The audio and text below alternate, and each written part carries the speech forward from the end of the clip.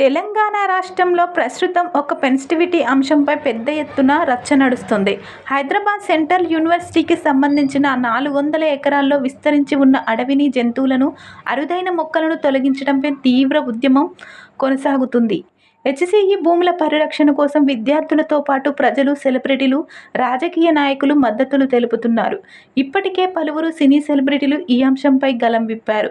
తాజాగా దీనిపై AP deputy CM Pawan Kalyan గారి మాజీ భార్య రేణు దేశాయ్ కూడా స్పందించారు. హెచ్సిఈ విద్యార్థుల ఉద్యమానికి మద్దతు పలికారు. ఈ మేరకు ఓ వీడియో రిలీజ్ చేస్తూ తెలంగాణ సీఎం రేవంత్ రెడ్డి గారికి కొన్ని విజ్ఞప్తులు చేశారు.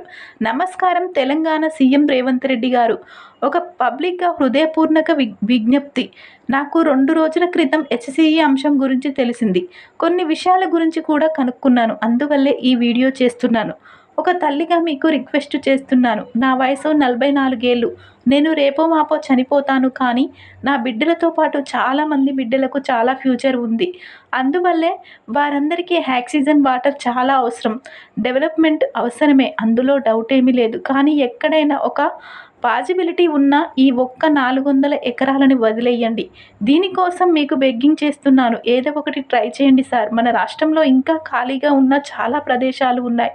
వాటిని తీసుకొని డెవలప్ చేయండి సార్. మీరు చాలా సీనియర్ నాయకులు. మీరు ఎన్నో విషయాలలో ఎక్స్పర్ట్. ప్లీజ్ ఇంకోసారి ఆలోచించండి. మనకు ఆక్సిజన్, వాటర్ ఎంతో అవసరం. ప్లీజ్ ఆ 400 ఎకరాలను వదిలేయండి. హార్ట్ఫుల్గా మీకు రిక్వెస్ట్ చేస్తున్నాను. మరొకసారి ఆలోచించండి.